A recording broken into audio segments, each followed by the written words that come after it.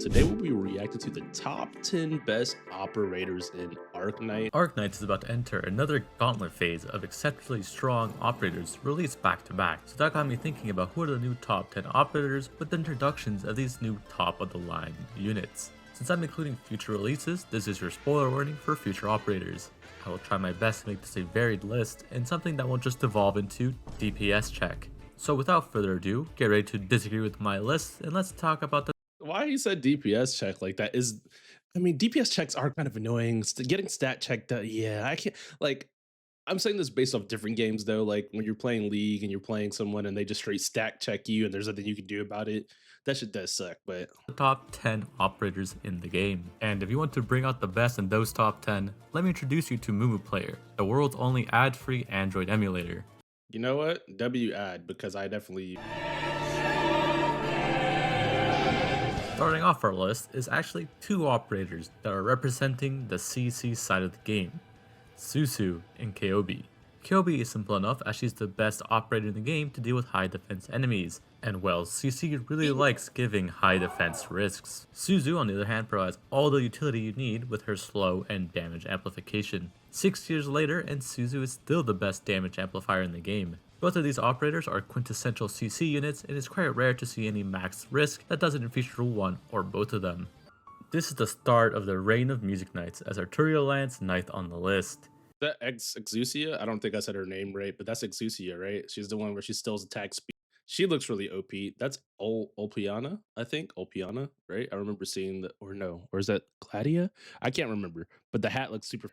Elemental damage is something we will touch on later in this list with a certain other ritualist, but safe to say, elemental damage is the mechanic HG really wants us to use. Arturia being able to inflict Enfeeble so easily with a proc of Necrosis is what makes her so good. Enfeeble, for those who don't know, means that the enemies with that debuff only deal 50% damage. She also enables the best boss killer to do her job in the form of Nymph, since almost all enemies take elemental damage as true damage. This is not to say anything about how she also buffs your team on her S3. The buff, while not crazy as others on this list, still provides utility to the team. It allows Arturia to deal damage by quickly proccing Necrosis Burst over a large area, and supports the team by letting everyone be able to tank hits more effectively. The 50% is especially useful when procced against bosses as it makes them way less threatening, proccing elemental damage on top. Now that we got the cringe no damage options out of the way, coming in at number 8 is Muayar.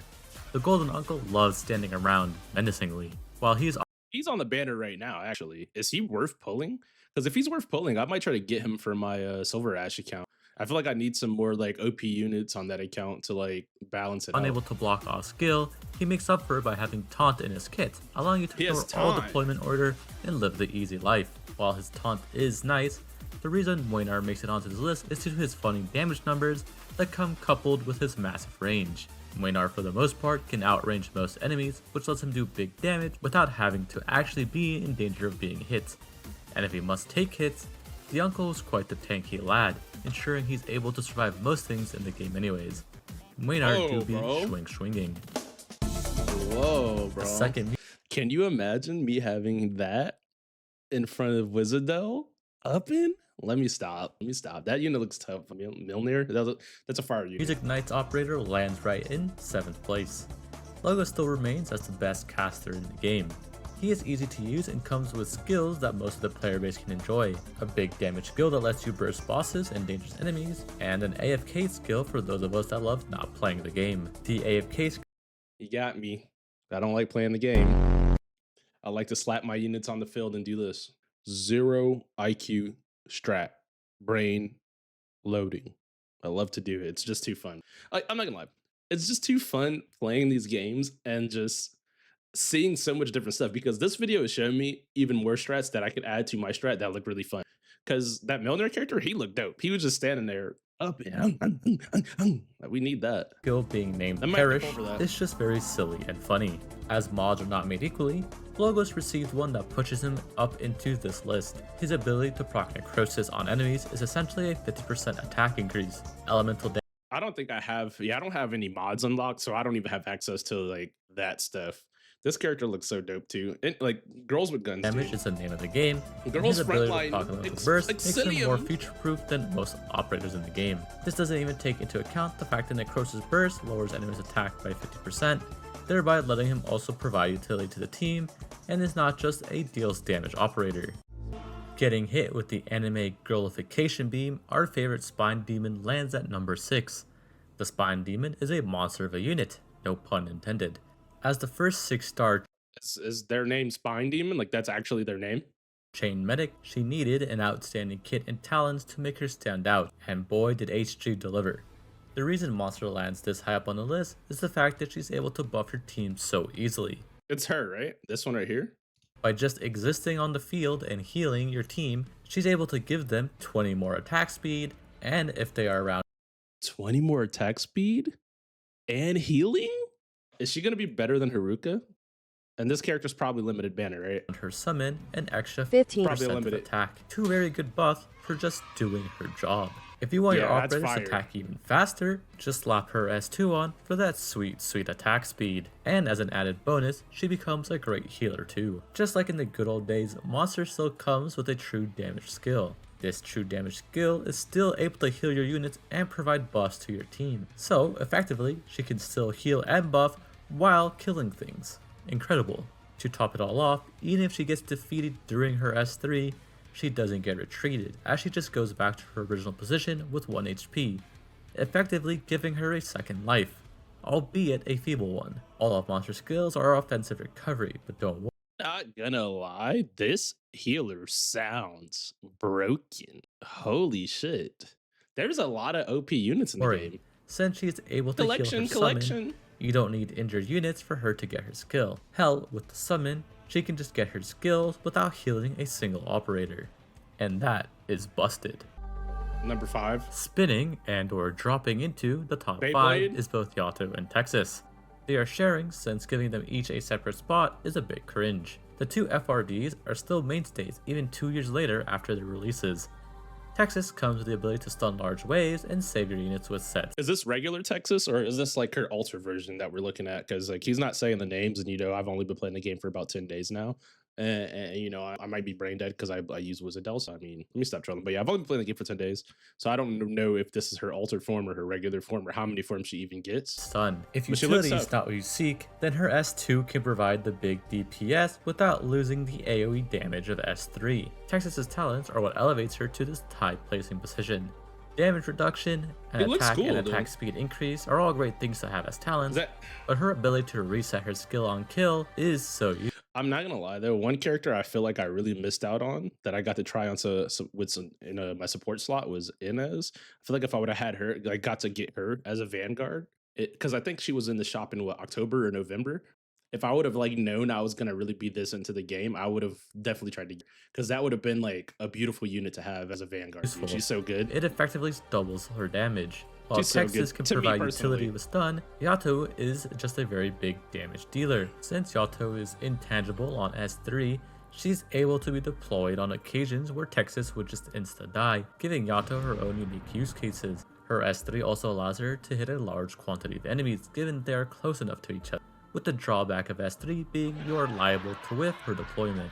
Yato's S2 is also unique in the fact that it hits all targets, giving her a pseudo AoE effect, Oh whereas my Texas God. is single target. These two are separated by thin margins, and who you ultimately decide is better comes down to personal preference. That's fair. Resident Funny Man sings See, I'm not gonna lie, I think that's fair. Who you decide to think is better is your personal preference. But from what I'm seeing, those units are for fine. us at number 4. As time has gone on, the effectiveness of elemental damage has only continued to rise, as the game has found new ways to mitigate the large amount of high DPS operators we now have, mainly by giving bosses giga damage resistance.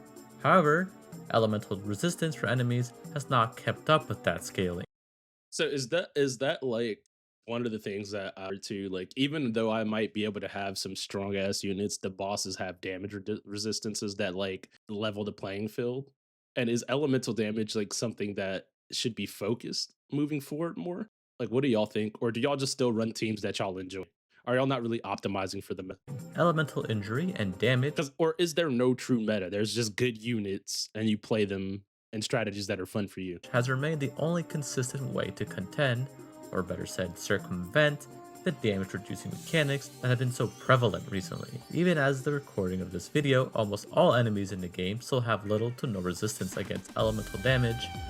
Oh, elemental res. 0? Okay, I mean, so that's good then, right? PRT may be the only enemy with effect. Wrong button. As if HG is asking us to abuse the mechanic. Elemental damage rant aside, Phantom Alt just breaks the game with his S2. HG saw that fear, while good, was too random, so they decided to make a better version, and thus Lure was born. The ability to lure is so good it is a wonder why it ever escaped the RA module system, and then they gave that busted ability to Phantom for a measly 25 SP cost, and then gave the cat a 22-second cooldown. I'm not sure what they were cooking, but the load timers on both things makes it busted. One busted skill wasn't enough for Dear Phantom here. His third skill is one of the, or maybe is, the best CC skill in the game for how it can abuse the paralysis debuff. Paralysis, by the way, is a new debuff that makes enemies unable to attack 3 times, and is the best burst in the game by a long shot. With a bit of support, Phantom can almost infinitely stall any enemy in the game, granted that they don't die first within his skill. Phantom is just a fantastic utility pick, and best of all, both S2 and S3 are quite the fun skills to use. Coming in third is Walter. Surprise of the century, I know. All right, guys, clap it up, Wizzy Wiz. Number 3 on top. So she's number 310. So she's not even the number 1 unit. I didn't realize I was getting shit for using a top 3 unit. She's not even top 1. I have to see who the number 1 unit is. But as all number 1 operators before her, they all eventually fall with the passage of time. Whether it be due to the game faring different mechanics in its operators, or just one who does their job but better and with more upsides. Whatever the case may be, power creep will always bring in a new number 1. Walter, despite coming third, is still probably the best DPS in the game due to how she can screen wipe entire stages with a massive blast.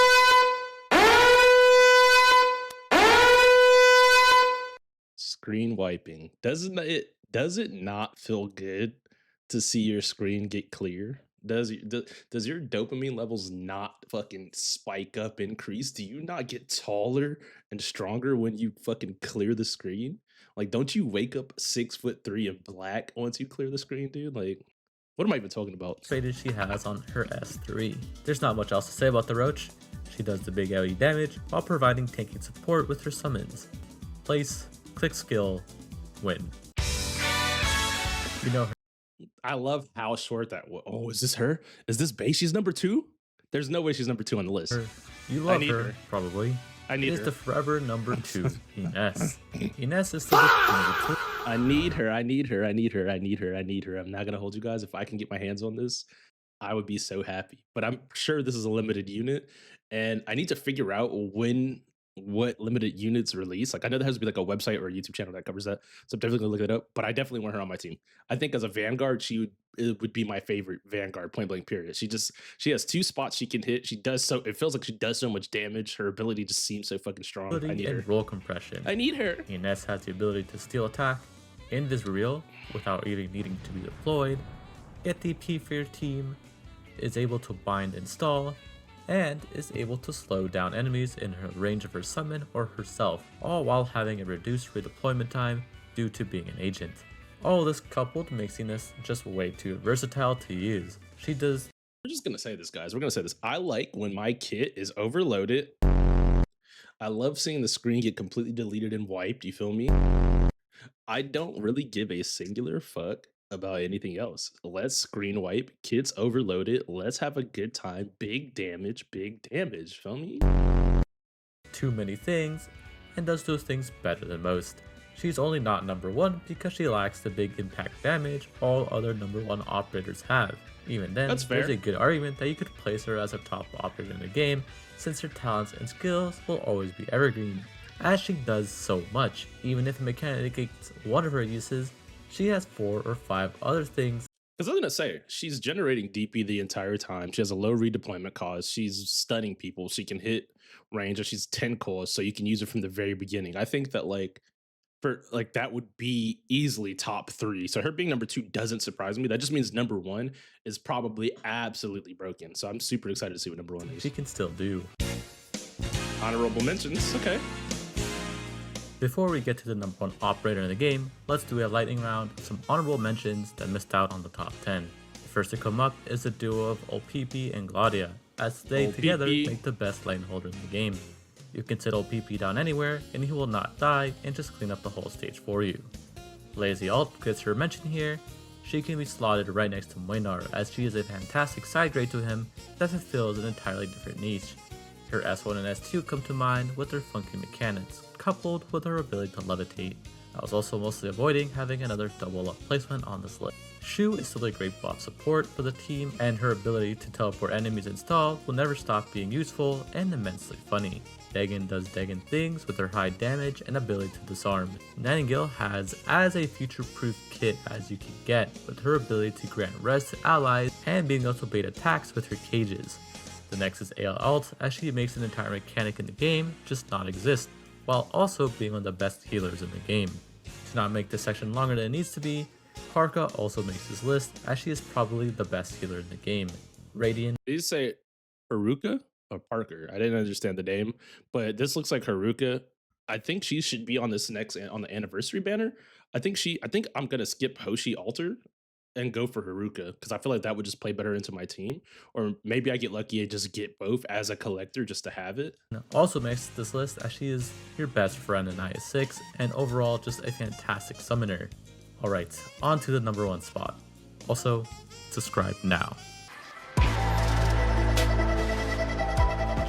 Coming in at number 1, the top operator in this new age of power within Arknights is none other than Exu Alter. With that, another limited alter takes the spot as the best unit in the game.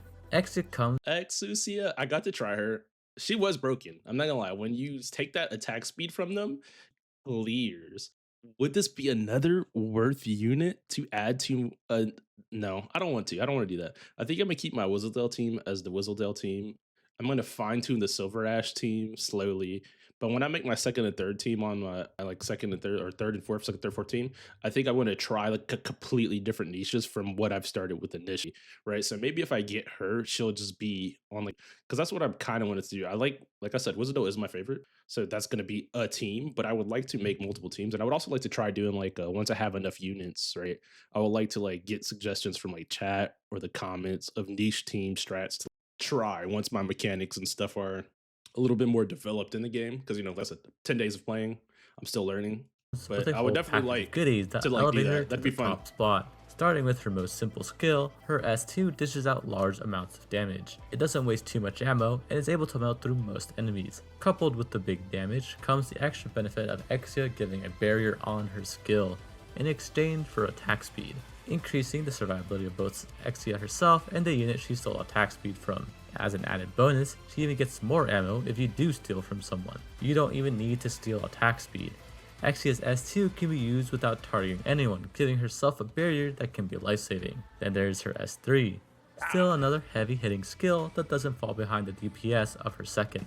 But even on top of that, Wait, did bro teleport up there to fight that? Was he here and he TP forward? she gets the ability to revive your other operators, which is a wild thing to be able to do. While very much a gimmick, the redeployment allows for many creative ways for you to solve stages. With her redeployment giving 6 SP, you can use it in a way that allows you to get 2 skill activations in quick succession. The Oh my god, so can also she's be used as a fucking panic button. broken. For example, say your defender dies, you can activate her skill and redeploy, saving your friend blind.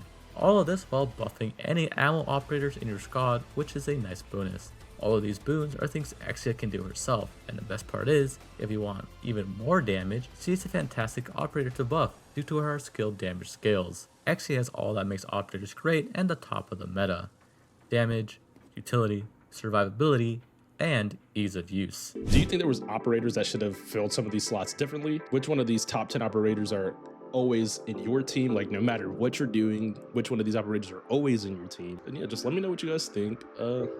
I think I'll be live tonight around 5 p.m. Probably on YouTube Shorts because I'm gonna play some Werewolves Meet first again before I get on Arknights. So hopefully I see you guys there. But I'm out of here. Peace.